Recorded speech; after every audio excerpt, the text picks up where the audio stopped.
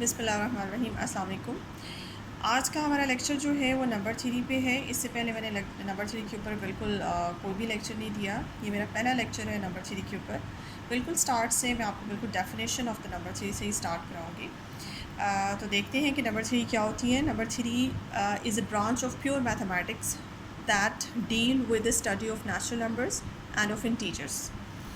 यानी कि ये जो नंबर 3 है, जब आप पढ़ेंगे इंशाल्लाह आपको बहुत इंटरेस्टिंग लगेगी। नंबर 3 जो है वो डील किसके साथ करती है? पहली बात तो ये कि प्योर मैथमेटिक्स से रिलेटेड है ये। दूसरी बात ये कि इसमें हम किस चीज़ के ऊपर काम करेंगे, तो हम डील करते हैं इसमें नेचुरल नंबर्स और इंटीजर्स के ऊपर हम काम करते हैं। एंड ये पार्टली एक्सपेरिमेंटल होती है और पार्टली जो है वो थेरेटिकल होती है। तो हमारा जो कोर्स है वो ये बेसिकली ये जो पेपर है ये हमारा एलिमेंट्री नंबर 3 का पेपर है। तो इसमें हम थेरेटिकल पोर्शन के साथ डील करेंगे, ठीक है जी। तो मैं कोशिश करती हूँ कि सबसे पहले आपको बिल्कुल बेसिक चीज़ें, हाँ, बेसिक छोटे से laws and definitions and theorems जो आप बिल्कुल ही नंबर 3 की बेसिक्स हैं, मैं वहाँ से स्टार्ट कराऊँगी और फिर इंशाल्लाह करते करते हम अपना पूरा पेपर कवर करेंगे इंशाल्लाह। अच्छा, एक बिल्कुल ही छोटी सी डेफिनेशन, हालांकि है तो बहुत छोटी और गैर बिल्कुल मामूली सी, लेकिन मैं आपको डिस्कस, क्योंकि हमारी एलिमेंट्री नंबर 3 बहुत ही छोटी और बेसिक चीज़ों के साथ डील करती है। तो इसमें बहुत छोटी बातें जो आप लोगों को पता तो हैं, लेकिन उसको रिवाइज़ करना बहुत ज़रूरी है। उसमें सबसे पहले जो एक डेफिनेशन है वो डिवीज़न की डेफिनेशन आ रही है। फॉर एग्जांपल हम कोई से भी दो इंटीजर्स उठाते हैं और उनको डिवाइड करते हैं, तो डेफिनेटली आप सबको डिवीज़न तो आती है जब आप एक इंटीजर को दूसरे इंटीजर से डिवाइड करते हैं। जैसे कि मैं साइड पे डिवीज़न का प्रोसेस भी करके दिखा देती हूँ कि आप बी को डिवाइड कर रहे हैं ए से, तो डेफिनेटली यहाँ पे कोई ना कोई क्वोशंट आता है और उसके बाद आंसर में कोई ना कोई रिमाइंडर आएगा, ठीक है जी। This is called the reminder, this is called the quotient and this is called the divisor. तो इसमें हमने दो एलिमेंट लिए, ए एंड बी, कोई से दो इंटीजर्स उठाए हैं और इंटीजर्स उठाने के बाद ये जो हमारा डिवाइज़र है उसके लिए कोशिश करें कि वो नॉन ज़ीरो हो ना, क्योंकि ज़ीरो तो किसी नंबर को डिवाइड नहीं करता। तो जब आप डिवाइज़र सेलेक्ट करती हैं तो वो that should be non zero. And उसके बाद अगर हम ये वर्ड इस्तेमाल करते हैं, एक आम सा लफ्ज़ है या आम सी बात है कि ए डिवाइड्स बी, ये सेंटेंस एक ऑर्डिनरी से सेंटेंस है, लेकिन इसकी यहाँ पे मीनिंग समझना बहुत ज़रूरी है, क्योंकि पूरे नंबर 3 में आगे जाके ये इस्तेमाल होना है। जब हम ये कहते हैं ना कि A integer divides the integer B, तो इसका मतलब क्या होता है? अब देखिए, एक डिवीज़न ये है जो मैंने आपके सामने की है, ठीक है। एक डिवीज़न और राइट साइड पे मैं कर देती हूँ, या इसी के नीचे मैं इस साइड पे कर देती हूँ।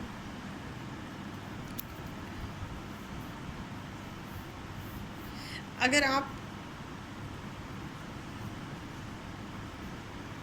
ये देखें, ये डिवीज़न जो मैंने आपके सामने की है ये वही डिवीज़न है। दो केसेस बनते हैं कि एक केस तो ये है कि आपने ए को बी को ए से डिवाइड किया और आंसर में आपके पास कोई ना कोई रिमाइंडर बचा, होता है ना ऐसे। जैसे रियल लाइफ से आप मिसाल ले लें, आप 7 को 2 से डिवाइड करें, जो 2 3 6 और रिमाइंडर आपके पास 1 बचता और रिमाइंडर आपके पास नॉन ज़ीरो है। और अगर आप फॉर एग्ज़ाम्पल 6 को डिवाइड करती हैं 2 के साथ, तो 2 3 6 और रिमाइंडर आपके पास 0 बचता है। ये दो तरह की डिविजन्स होती हैं with respect to the remainder, ठीक है। तो इन दोनों को हम रफली क्या बोलते हैं कि हम 2 ने 7 को डिवाइड किया है, और यहाँ पे भी हम ऐसे बोलेंगे 2 ने 6 को डिवाइड किया है, 2 डिवाइड 6 एंड 2 डिवाइड 7। लेकिन नंबर 3 में आके इस रफ लैंग्वेज से निकलना ज़रूरी है। आपको एग्जैक्ट ए डिवाइड्स बी या 2 डिवाइड सम नंबर, 2 डिवाइड 6 या 2 डिवाइड 7, इसका ओरिजिनल मीनिंग सही मायनों में आपको पता होना चाहिए। नंबर 3 में यह बात याद रखें, या पूरे मैथ्स के हर ब्रांच में भी यही फैक्ट होता है कि अगर हम ये कहते हैं कि ए डिवाइड्स बी, यानी कि एक इंटीजर दूसरे इंटीजर को डिवाइड करता है, तो उसका मतलब कतन ये वाली डिवीज़न नहीं होती है। यानी कि यहाँ पे जो हम डिवीज़न की बात करें वो ये वाली डिवीज़न नहीं है या ये वाली डिवीज़न नहीं है। यानी कि ये दोनों डिवीज़न्स इस तरह की हैं जिसमें आपके पास रिमाइंडर जो है वो नॉन ज़ीरो बचा है। तो जब भी हम अपने नंबर 3 के अंदर हम बात करेंगे कि एक नंबर दूसरे नंबर को डिवाइड करता है, तो उसका मतलब होगा रफ लैंग्वेज में जैसे हम कहते हैं ना, पूरा डिवाइड करता है, जहाँ पे रिमाइंडर 0 बचा फॉर एग्जांपल 2 डिवाइड 6 और रिमाइंडर आपके पास 0 बचा, तो पूरा पूरा डिवाइड हो गया।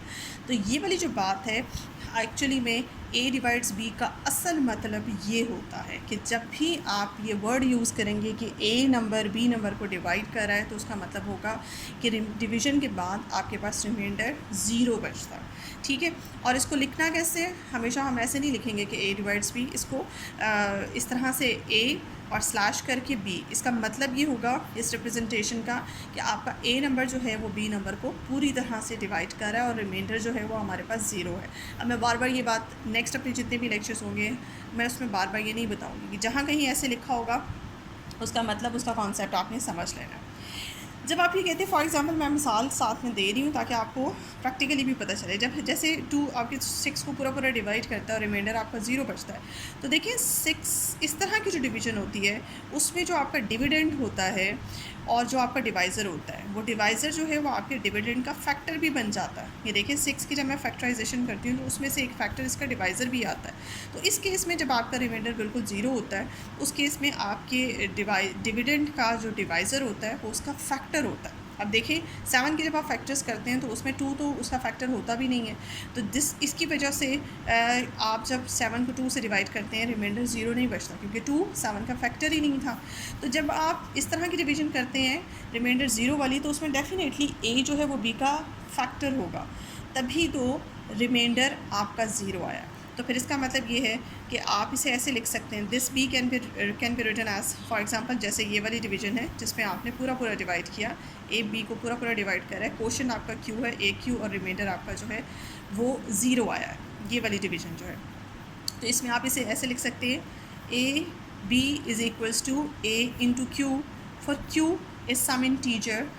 ठीक है, तो इसमें आपका a जो है वो b का फैक्टर बन गया, यानी कि, और हम दूसरे लफ्ज़ों में ये भी कह सकते हैं कि आपका b जो है वो a का मल्टीपल है। इसको इस तरह से भी लिख सकते हैं, a is a factor of b, b is a multiple of a, और a is called the divisor of b।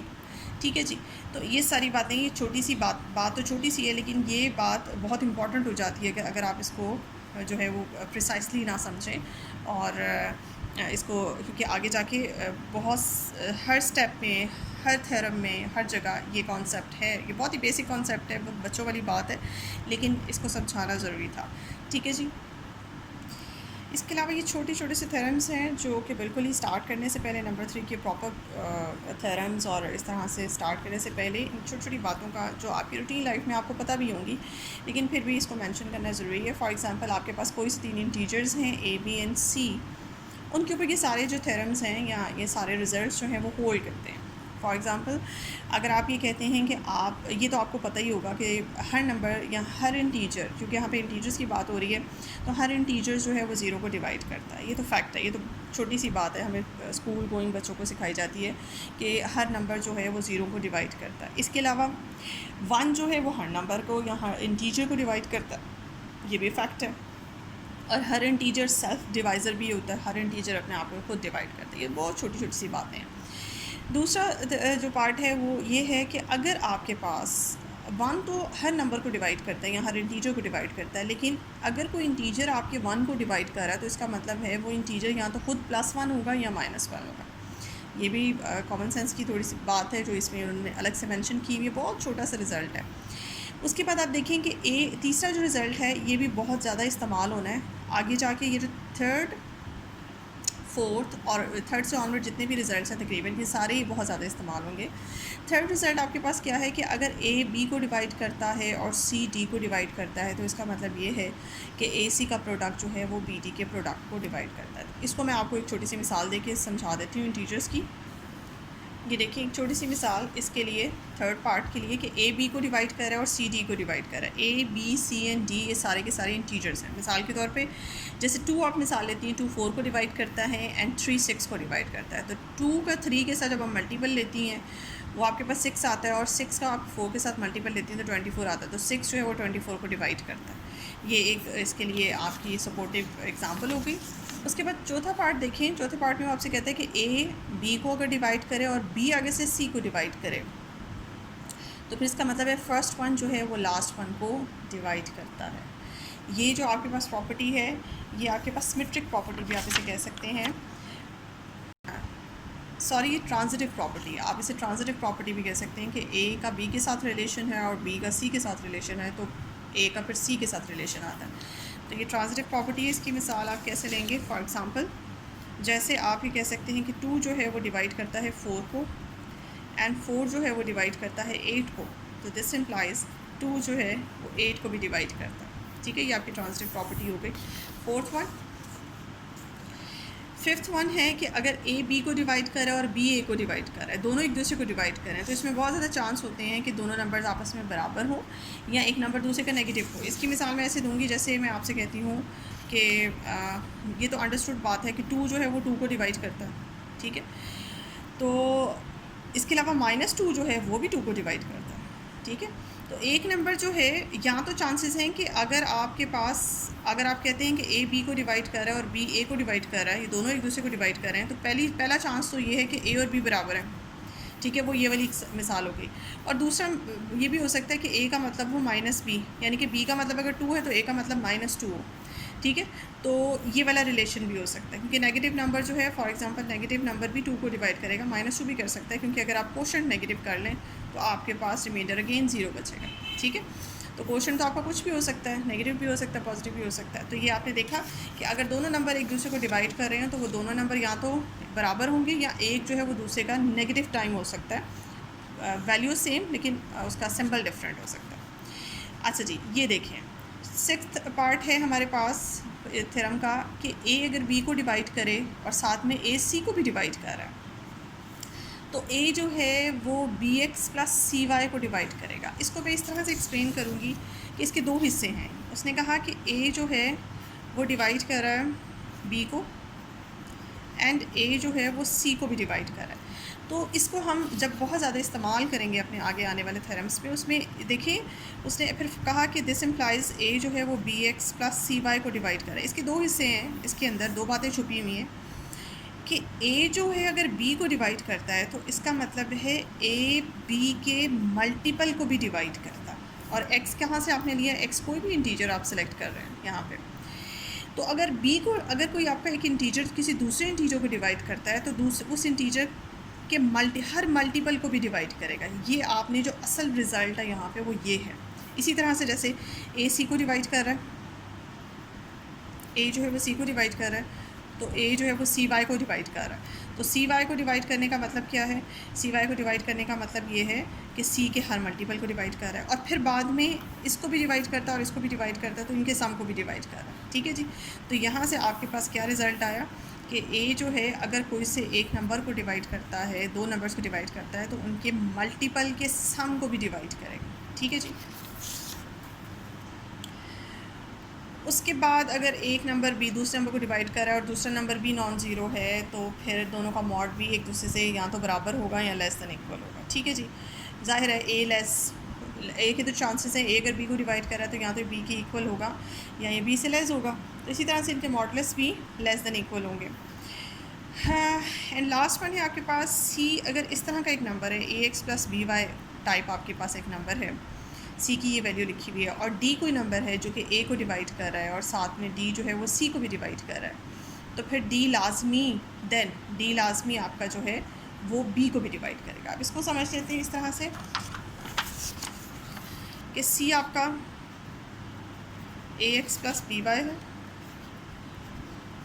और डी कोई दूसरा नंबर है। डी एक ऐसा नंबर है जो कि सिर्फ ए को डिवाइड कर रहा है।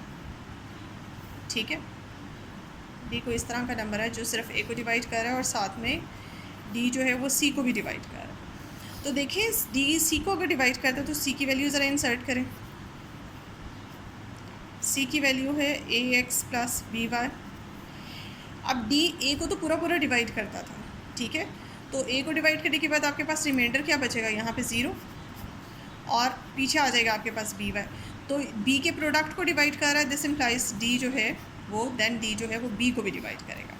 यानी कि ये वाली जो प्रॉपर्टी अभी ऊपर की थी, चौथी और ये पाँचवीं, सॉरी चौथी पाँचवीं नहीं, 7वीं और 8वीं, ये दोनों तकरीबन, sorry 6th and 7th 8th, ये आपस में तकरीबन इनके रिज़ल्ट्स मैच करते हैं। बस आपने ये एक बात जहन में रखनी है कि अगर आपके पास एक नंबर जो है वो एक इंटीजर दूसरे इंटीजर को डिवाइड करता है, तो फिर बी को डिवाइड कर रहा है तो बी के हर मल्टीपल को करेगा, सी को डिवाइड कर रहा है तो सी के हर मल्टीपल को डिवाइड करेगा। और अगर एक ही नंबर दो मुख्तलिफ नंबर्स को डिवाइड कर रहा है तो उनके सम को भी डिवाइड करेगा। आगे जाके आप ये रिज़ल्ट भी पढ़ेंगे कि अगर ए बी को डिवाइड कर रहा है और ए सी को डिवाइड कर रहा है तो ए जो है वो बी प्लस सी को भी डिवाइड करेगा। ठीक है जी।